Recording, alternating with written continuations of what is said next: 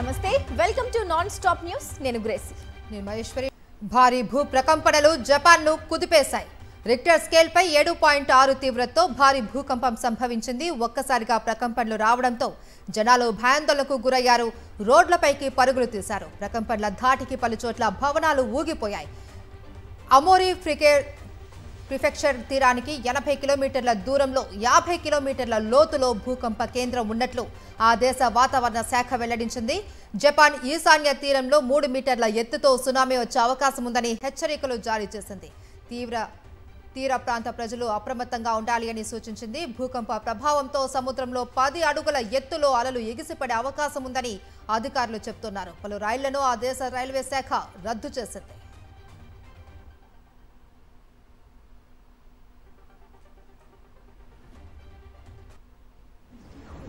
Sigue.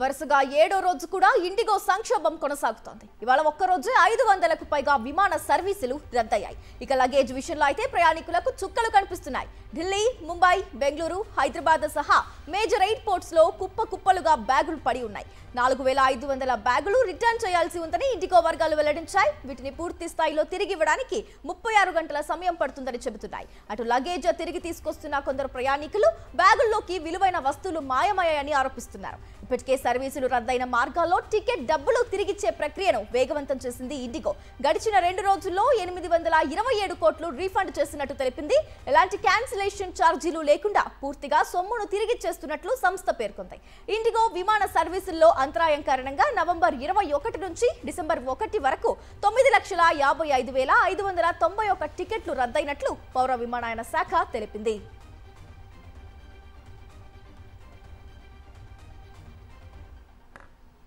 IndiGo సంక్షోభంపై రాజ్యసభలో పౌర విమానయాన శాఖ మంత్రి రామ్మోహన్ నాయుడును నిలదీశాయి విపక్షాలు క్వశ్చన్ అవర్లో ఈ అంశాన్ని లేవనెత్తిన విపక్ష సభ్యులు ఇండిగో సమస్యకు ఎవరు బాధ్యులు అని ప్రశ్నించారు పౌర విమానయాన మంత్రి సమాధానం చెప్పాలి అని డిమాండ్ చేశారు దీనిపై రాజ్యసభలో మాట్లాడిన రామ్మోహన్ నాయుడు మొత్తం నెపాన్ని ఇండిగోపైనే నెట్టేశారు వాళ్ళ అంతర్గత సమస్యల వల్లే ఈ సంక్షోభం తలెత్తిందని చెప్పుకొచ్చారు IndiGo was supposed to manage the crew, was supposed to manage the roster through its day-to-day operations. We are there to check if the FDTL is properly implemented or not, and there has been no compromise on that side. And for one thorough full month we have been observing. On 1st of December we had a meeting with Indigo on FDTL itself. When they required some clarifications, we have given the clarifications also with that idea, and they have not flagged this issue. So everything was running normal till then. Suddenly we have observed this on 3rd. ఇటు లోక్సభలోనూ IndiGo సంక్షోభంపై గట్టిగా ధ్వజమెత్తాయి విపక్షాలు పౌర విమానయాన శాఖ మంత్రి రామ్మోహన్ నాయుడు సమాధానం చెప్పాలంటూ విపక్ష సభ్యులు నినాదాలు చేశారు ప్రయాణికులు ఇబ్బందులు పడుతుంటే సివిల్ ఏవియేషన్ మంత్రి ఏం చేస్తున్నారని నిలదీశారు హవాయి చెప్పులు వేసుకునే వ్యక్తి విమానాల్లో ప్రయాణించేలా చేస్తామని కేంద్రం ప్రగల్భాలు పలికిందని మరి తాజా పరిస్థితికి ఎవరు బాధ్యులని ప్రశ్నించారు కాంగ్రెస్ ఎంపీ గౌరవ్ గొగోయ్ देश भर के हर एयरपोर्ट्स में हमारे ग्राहक आज जिनके डायलिसिस पेशेंट्स है जिनके घर में शादी है किसी को अपने बुजुर्ग के पास जाना है इतना तबाही आज एयरपोर्ट्स में हो रहे हैं लोगों के पैसे जा रहे हैं हमें कहा गया था कि हवाई चप्पल पहनने वाला व्यक्ति भी प्लेन पे जाएंगे लेकिन आज प्लेन के दाम 20,000 रुपए है और प्लेन भी सारा डिले हो रहा है तो हम चाहेंगे कि सरकार की तरफ से देश को संज्ञान जाए तो क्या कर रही है ये सरकार ఇండిగో సంక్షోభంపై అత్యవసర విచారణకు సుప్రీంకోర్టు నిరాకరించింది వందల విమానాలు రద్దవడం వేల మంది ప్రయాణికులు ఇబ్బందులు పడ్డం అత్యంత తీవ్రమైన సమస్యనని సుప్రీంకోర్టు తెలిపింది అయితే ఈ వ్యవహారంలో కేంద్రం చర్యలు చేపడుతున్న నేపథ్యంలో అత్యవసర విచారణ అవసరం లేదు అని చెప్పింది ఈ సమస్య పరిష్కారానికి కేంద్రం ఇప్పటికే చర్యలు ప్రారంభించినట్టు తన దృష్టికి వచ్చిందని వెల్లడించింది ఇండిగో సంక్షోభంపై శనివారం సుప్రీంకోర్టులో పిల్ దాఖలైంది ఎఫ్డిటిఎల్ రూల్స్ అమల్లో పౌర విమానయాన శాఖ ఘోర వైఫల్యం కారణంగానే ఈ పరిస్థితి తలెత్తిందని పిటిషనర్ ఆరోపించారు ఈ పిటిషన్ను పరిగణలోకి తీసుకున్న సర్వోన్నత న్యాయస్థానం అత్యవసర విచారణకు మాత్రం నో చెప్పింది మరోవైపు ఇండిగో బాధితులకు సాయం చేసేలా కేంద్రానికి మార్గదర్శకాలు జారీ చేయాలి అంటూ ఢిల్లీ హైకోర్టులో మరో పిటిషన్ దాఖలైంది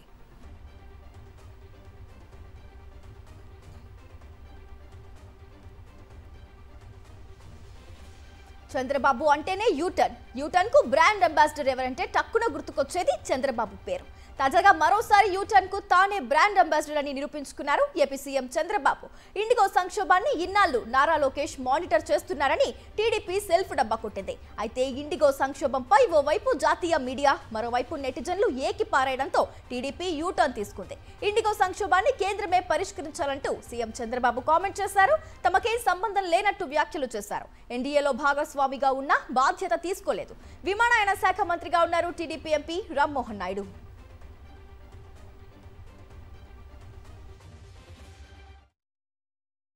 అది గవర్నమెంట్ ఆఫ్ ఇండియా చూసుకుంటుంది.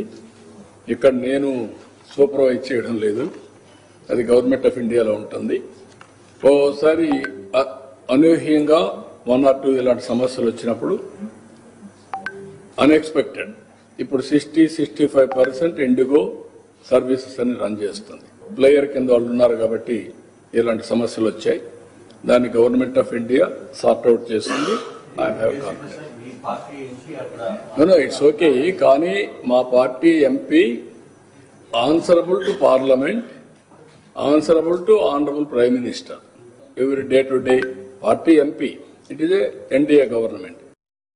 మరోసారి టీడీపీ రామ్మోహన్ నాయుడుపై Republic TV chief editor Arnab Goswami fire అయ్యారు.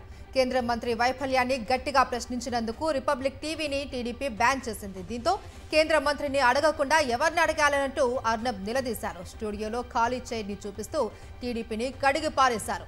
కేంద్ర మంత్రిని కాకుండా ఇంకెవరిని ప్రశ్నించాలి అన్నారు అర్నబ్. ఇండిగో వైఫల్యంపై కేంద్ర మంత్రి తీరును నిలదీశారు. ఇండిగోపై సమీక్ష జరపడానికి లోకేష్ కు ఏం సంబంధం అంటూ ప్రశ్నించారు. టీడీపీ కేంద్ర మంత్రి రామ్మోహన్ నాయుడుపై Republic TV chief editor Arnab Goswami fire అయ్యారు. దీంతో టీడీపీ మరోసారి తన అరాచకాన్ని చూపించింది. ఏపీ వైడ్ గా మనకు సంబంధించి అప్డేట్ అందుతుంది. దానికి సంబంధించి డీటెయిల్స్ అడిగి తెలుసుకుందాం. సతీష్ మనకు ఫోన్ లైన్ లో అందుబాటులో ఉన్నారు. సతీష్, మనం చూస్తూ ఉన్నాం జాతీయ మీడియాను సైతం అక్కడ బ్యాన్ చేసినట్లు వార్తలు వస్తున్నాయి. ఏంటి అసలు ఏం జరుగుతుంది? అంటే ప్రశ్నించడం అన్నది ఇక్కడ తప్పుగా మారిపోయిందని అనుకోవాలా? మహేశ్వరి, మరొకసారి తెలుగుదేశం పార్టీ అప్రజాస్వామిక విధానం ఏ విధంగా ఉంటుందో స్పష్టమైంది. ఇక్కడ చాలా స్పష్టంగా సాక్షాత్తు రిపబ్లిక్ టీవీకి సంబంధించినటువంటి అర్నబ్ గోస్వామి మరొకసారి తెలుగుదేశం పార్టీ రామ్మోహన్ నాయుడుపై తీవ్ర ఆగ్రహం వ్యక్తం చేశారు.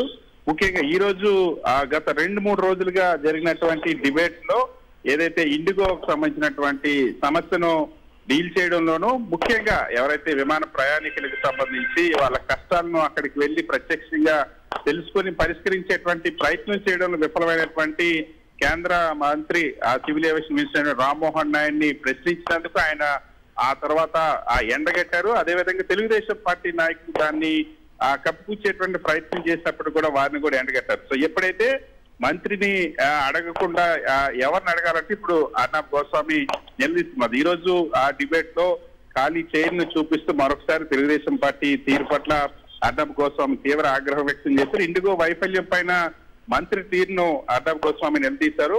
ఇండిగోపై సమీక్ష జరపడానికి లోకేష్ కు ఏం సంబంధం అంటూ ఇప్పటికే అర్నబ్ గోస్వామి ప్రశ్నించారు. వైఫల్యాన్ని ప్రశ్నించినందుకు దాన్ని తట్టుకోలేకపోయినటువంటి తెలుగుదేశం పార్టీ ఎక్కడైతే ఎప్పుడు కూడా ఎవరు ప్రశ్నించినా వాళ్ళని ఇప్పటికే మనం చూస్తున్నాం. ప్రశ్నించే వాళ్ళని ఒకవైపు కేసులు పెట్టడం, జైల్లో పెట్టడమే కాదు, మీడియా సంస్థలు ఏమైనా ప్రశ్నిస్తాయో ఆ ప్రశ్నించే సంస్థల్ని బాయ్కాట్ చేయడం అనేది కూడా తెలుగుదేశం పార్టీ అమలు చేస్తుంది. ఇప్పటి వరకు రీజనల్ మీడియాలో, తెలుగు మీడియాలో ఈ పందాను మొదట ఈ అప్రజాస్వామిక విధానాన్ని నేను తీసుకొచ్చిందే తెలుగుదేశం పార్టీ. ఇప్పుడు జాతీయ మీడియాను సైతం కూడా బాయ్కాట్ చేస్తున్నట్టు ప్రకటించింది. దాని పట్ల అర్నబ్ గోస్వామి కూడా తీవ్ర ఆగ్రహం వ్యక్తం చేశారు. అందుకే ఈ రోజు డిబేట్ లో తెలుగుదేశం పార్టీకి సంబంధించిన రిప్రజెంటేటివ్ గా ఒక ఖాళీ కుర్చీని చూపించారు. సో కేంద్ర మంత్రి ప్రశ్నించకుండా నేను ఎవరిని ప్రశ్నించాలంటూ కూడా అర్నబ్ గోస్వామి ప్రశ్నించారు. అందరూ అరవింద్ కేజ్రీవాల్ ప్రశ్నించారని చాలా స్పష్టంగా ప్రజలకు సంబంధించి ఇండిగో ప్రయాణికుల సతీష్, అర్నబ్ గోస్వామి రామ్మోహన్ నాయుడుతో మాట్లాడడానికి కాల్ చేస్తే సతీష్ అర్నబ్ గోస్వామి రామ్మోహన్ నాయుడుతో మాట్లాడడానికి కాల్ చేస్తే తను హలో అని కట్ చేయడం జరిగింది. అలాగే ఒకవైపు చంద్రబాబు నాయుడు కూడా ఇది పూర్తిగా ఈ నెపమంతా కూడా ఇండిగో మీద నెట్టేశారు. అంటే కేంద్రంలో ఒక భాగస్వామి అయినటువంటి వీళ్ళు ఈ విధంగా స్పందించడం అన్నది ఎంతవరకు కరెక్ట్?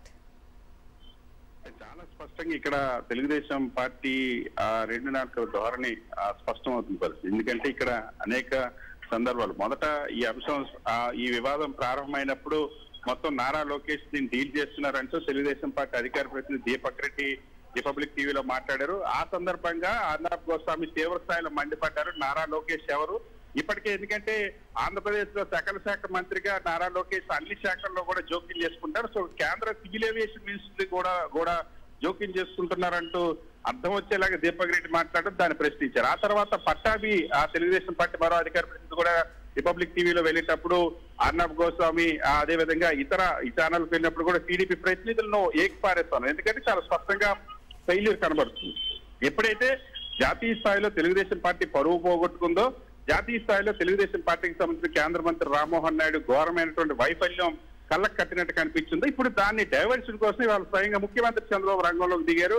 ప్రెస్ మీట్ పెట్టినప్పుడు మీడియా అడిగిన ప్రశ్నకి ఇది కేంద్ర ప్రభుత్వంలో పరిధిలో ఉంది కాబట్టి కేంద్ర ప్రభుత్వమే చూసుకుంటుందంటూ తప్పించుకునేటువంటి ప్రయత్నం, కేంద్రాన్ని మాత్రమే బాధ్యతలు చేసేటువంటి ప్రయత్నం. వాస్తవానికి ఎన్డీఏలో భాగస్వామిగా చంద్రబాబు ఉన్నారు, తెలుగుదేశం పార్టీ ఉన్నారు. అసలు ఈ వివాదానికి కారణమైనటువంటి సివిల్ ఏవియేషన్ మినిస్ట్రీగా తెలుగుదేశం పార్టీకి సంబంధించిన కేంద్ర మంత్రి రామ్మోహన్ నాయుడు అయినప్పటికీ కూడా కేంద్రం పైకి నెట్టేసి తప్పించుకునేటువంటి ప్రయత్నం. ఎప్పుడైతే మీడియా లెఫ్ట్ అండ్ రైట్ జాతీయ మీడియా వాయించేసిందో, తెలుగుదేశం పార్టీని ఏకపారేసిందో, ముఖ్యంగా నారా లోకేష్ ని కేంద్ర మంత్రి రామ్మోహన్ నాయుడిని వీళ్ళు రీల్స్ కోసం పబ్లిసిటీ కోసం మాత్రమే ఉన్నారు, ప్రజలకి తీవ్రమైనటువంటి ఇబ్బందులు ఇచ్చినప్పుడు కనిపించట్లేదని జాతీయ స్థాయిలో మీడియా చర్చిస్తున్నటువంటి సందర్భంలో దాన్ని తప్పించుకునేందుకు చంద్రబాబు ఇప్పుడు కేంద్రం పైన మొత్తం బాధ్యత అంటూ నెట్టేసి ఎన్డీఏలో భాగస్వామిగా ఉండి కూడా కేంద్రంలో సివిల్ ఏవియేషన్ మినిస్టర్ తెలుగుదేశం పార్టీకి సంబంధించిన వ్యక్తి అయినా సరే తప్పించుకునేటువంటి ప్రయత్నం చేయడం కూడా మరింత విమర్శలు దారితీస్తుంది. సో ఇప్పుడు అందులో భాగంగా మళ్ళీ ఇప్పుడు జాతీయ మీడియా అయినటువంటి రిపబ్లిక్ టీవీని బాయ్కాట్ చేయడం అనేది, ఆ టీవీకి సంబంధించిన డిబేట్స్ ని బాయ్కాట్ చేయడం అనేది ఎప్పుడైతే ప్రశ్నించారో,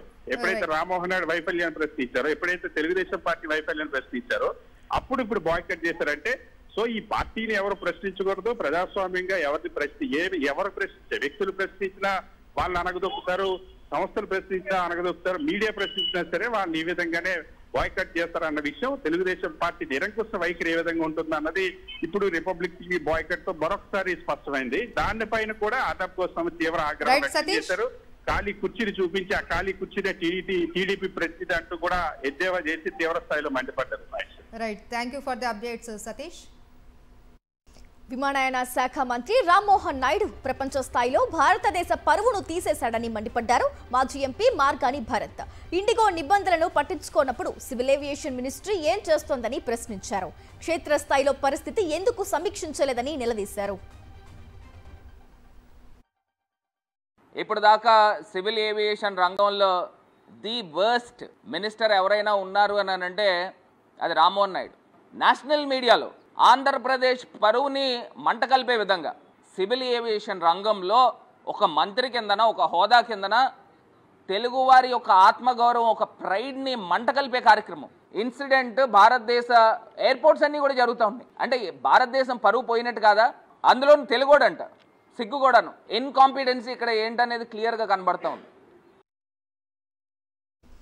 నిర్ణీత లక్ష్యాలు నిర్దేశించుకొని తెలంగాణ ముందుకెళ్తుందని గవర్నర్ జిష్ణుదేవ్ వర్మ అన్నారు. 2047లోగా $3 ట్రిలియన్ ఆర్థిక వ్యవస్థగా మారాలి అన్నదే లక్ష్యమని చెప్పారు. తెలంగాణ రైజింగ్ గ్లోబల్ సమ్మిట్ ను గవర్నర్ జిష్ణుదేవ్ వర్మ ప్రారంభించారు.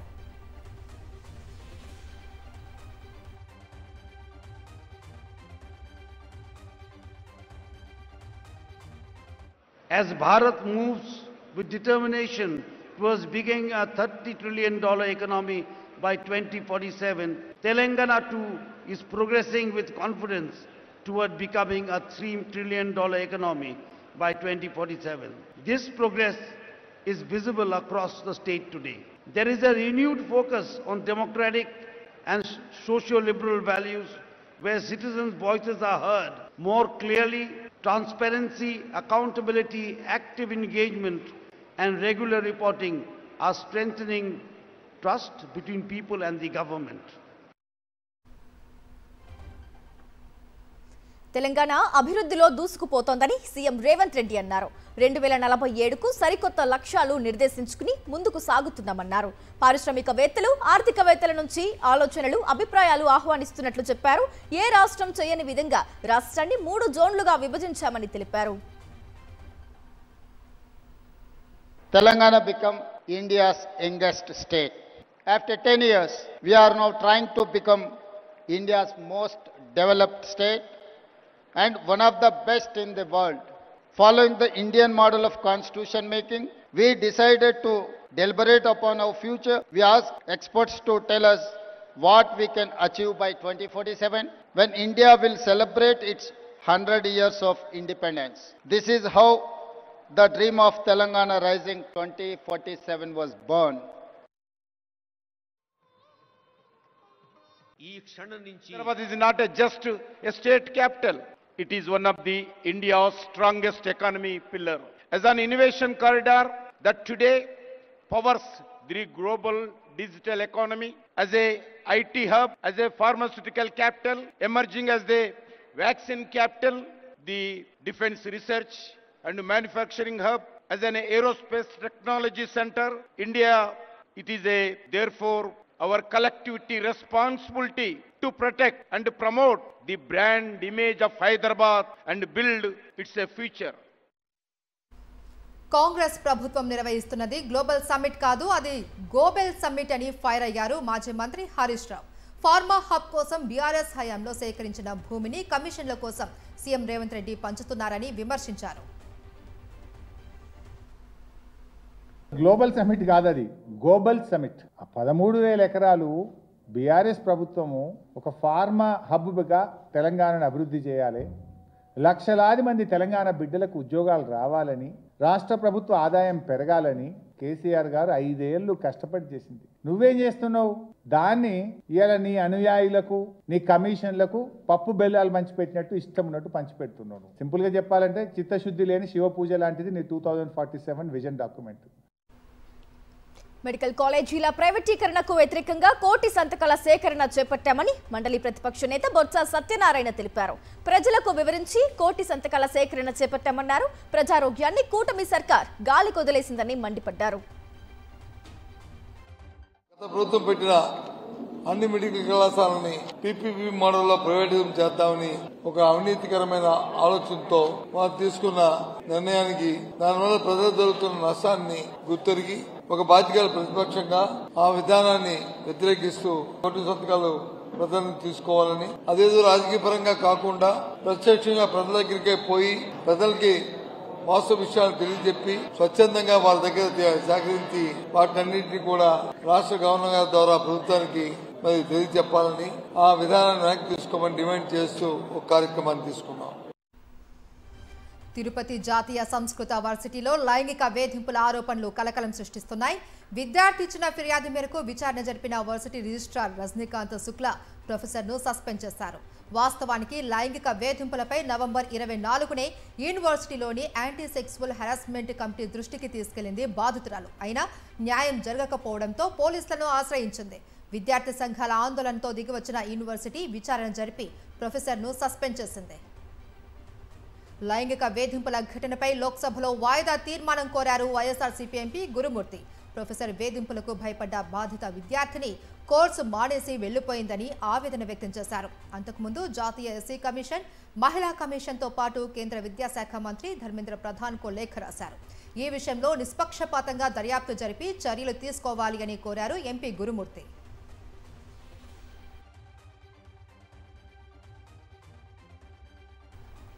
తిరుపతి జాతీయ సంస్కృత విశ్వవిద్యాలయంలో లైంగిక వేధింపుల ఘటనపై విద్యార్థి సంఘాలు ఆందోళనకు దిగాయి. ఈ ఘటనకు కారకులైన వారిపై వెంటనే కఠిన చర్యలు చేపట్టాలంటూ వైఎస్ఆర్సీపీ విద్యార్థి విభాగం, ఎన్ఎస్యుఐ, ఏఐఎస్ఎఫ్, గిరిజన విద్యార్థి సంఘాల ఆధ్వర్యంలో ధర్నా చేపట్టారు. యూనివర్సిటీలో వినతి పత్రం సమర్పించేందుకు యత్నించిన వారిని పోలీసులు అడ్డుకోవడంతో ఉద్రిక్తత నెలకొంది.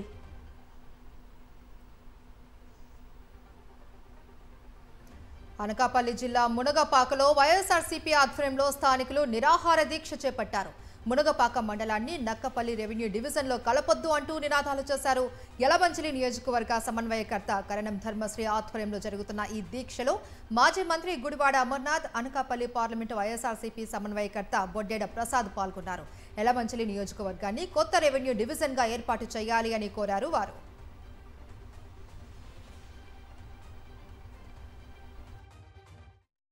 నక్కపల్లి రెవెన్యూ డివిజన్ ఏర్పాటు చేస్తూ యలమంచిలి నియోజకవర్గంలో ఉన్నటువంటి 4 మండలాలని కూడా నక్కపల్లి రెవెన్యూ డివిజన్స్లో ఇంక్లూడ్ చేస్తూ వారు తీసుకున్నటువంటి నిర్ణయాన్ని పెద్ద ఎత్తున ఈ ప్రాంతంలో ఉన్నటువంటి ప్రజానీకం అంతా కూడా వ్యతిరేకిస్తూ ఉన్నారు. గతంలో ఏదైతే అనకాపల్లి రెవెన్యూ డివిజన్లో ఉన్నటువంటి 4 మండలాన్ని వాటిలో కొనసాగించాలన్నటువంటి డిమాండ్తో ఈరోజు రిలే నిరాధ్యక్షులు కూడా వారు మొదలుపెట్టడం జరిగింది. ఏపీ ఫైబర్ నెట్ కేసులో పూనూరు గౌతమ్ రెడ్డి వేసిన పిటిషన్పై విచారణ రేపటికి వాయిదా పడింది. ఫైబర్ నెట్ స్కామ్లో తనపై నమోదైన కేసును క్లోజ్ చేయాలంటూ చంద్రబాబు ఇటీవల పిటిషన్ దాఖలు చేశారు. అయితే చంద్రబాబుపై నమోదైన కేసును క్లోజ్ చేయొద్దంటూ ప్రొటెస్ట్ పిటిషన్ వేశారు గౌతమ్ రెడ్డి. దీనిపై విచారణను ఏసీబీ కోర్టు రేపటికి వాయిదా వేసింది.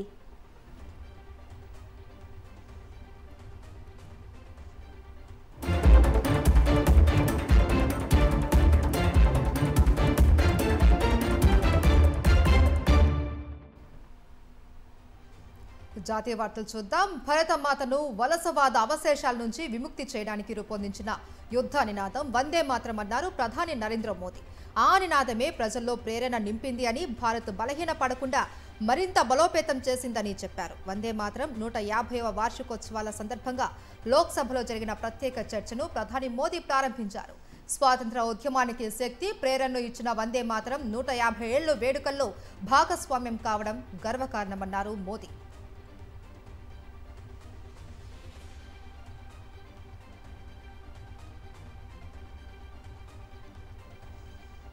వైఎస్ఆర్సీపీ హయాంలో వైఎస్ జగన్మోహన్ రెడ్డి సామాజిక న్యాయం, సంక్షేమ పథకాలను పేద ప్రజలందరికీ అందించారని గుర్తు చేశారు ఎంపీ గురుమూర్తి. లోక్సభలో వందే మాతరంపై వైఎస్ఆర్సీపీ తరపున చర్చలో పాల్గొన్న ఎంపీ గురుమూర్తి ప్రభుత్వం పౌరులందరికీ గౌరవప్రదమైన జీవితాన్ని కల్పించాలన్నారు. రాజ్యాంగ స్ఫూర్తి, సామాజిక న్యాయానికి విరుద్ధంగా ఆంధ్రప్రదేశ్లో పాలన జరుగుతోందన్నారు. In my set, recent leaders like Y.S. Jagannath Reddy Garu, with their focus on welfare, social justice and transparent delivery of schemes to mothers, farmers, students and the poor, represents a modern constitution, continuation of that spirit of service to Bharat Mata Madam.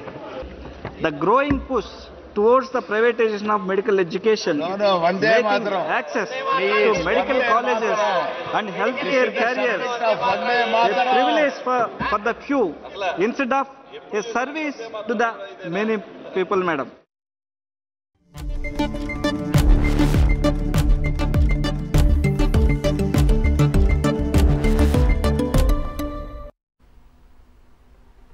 Business updates చూస్తున్నాం. దేశీయ stock మార్కెట్లు ఇవాళ కుప్పకూలాయి. బీఎస్ఈలో నమోదిత కంపెనీల మొత్తం విలువ దాదాపు 7 లక్షల కోట్లపైనే ఆవిరైంది. సెన్సెక్స్ 609 పాయింట్లు నష్టపోయి 85,102 వద్ద ముగిసింది. నిఫ్టీ 225 పాయింట్ల నష్టంతో 25,960 వద్ద స్థిరపడింది. డాలర్తో రూపాయి మారకపు విలువ 90.09గా ఉంది. సెన్సెక్స్ 30 సూచీలో రిలయన్స్, హెచ్డిఎఫ్సి, టెక్ మహేంద్ర తప్పించి మిగిలిన షేర్లు నష్టాల్లో ముగిశాయి.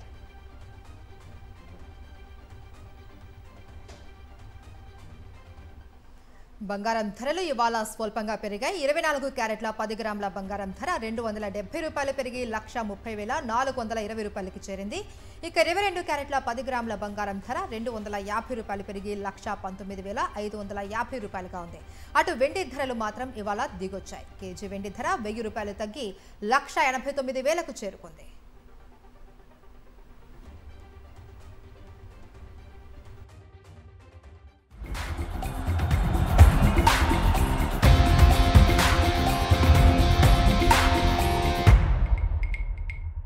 సౌత్ ఆఫ్రికాతో టీ20 సిరీస్కు ముందు టీమిండియాకు షాక్ ఇచ్చింది ఇంటర్నేషనల్ క్రికెట్ కౌన్సిల్.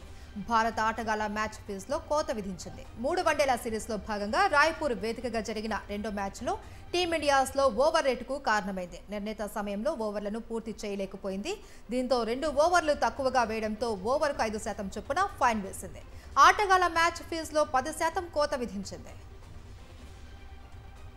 ఇవి వాల్టి నాన్ స్టాప్ న్యూస్ అప్డేట్స్.